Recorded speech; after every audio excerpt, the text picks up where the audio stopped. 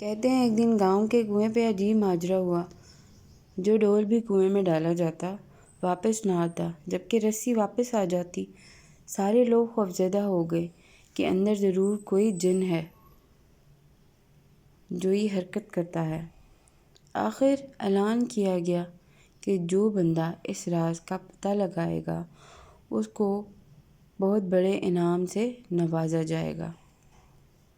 ایک آدمی نے کہا، اس کو انعام کی کوئی ضرورت نہیں، مگر وہ گاؤں والوں کی مصیبت کے ازالے کے لیے یہ قربانی دینے کو تیار ہے، مگر اس کی ایک شرط ہے، اور وہ شرط یہ ہے کہ میں کنویں میں اسی صورت اتروں گا جب رسی پکڑنے والوں میں میرا بھائی بھی شامل ہوگا۔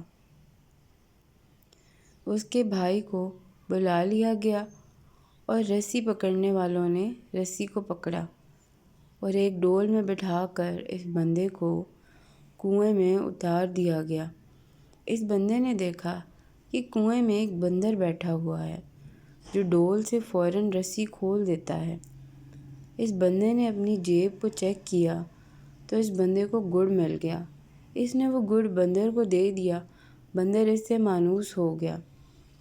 بندے نے اس بندر کو کندھے پہ بٹھایا، نیچے سے زور زور سے رسا ہلایا۔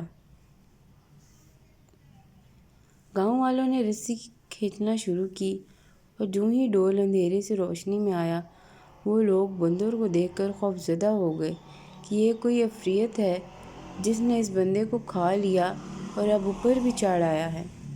وہ سب رسا چھوڑ کر سرپٹ بھاگے، مگر اس بندے کا بھائی رسے کو مضبوطی سے تھامے اوپر کھینچنے کی کوشش کرتا رہا جہاں تک کہ وہ کنارے تک پہنچ گیا، کنویں سے اتارا اور اس نے بندر کو نیچے اتارا۔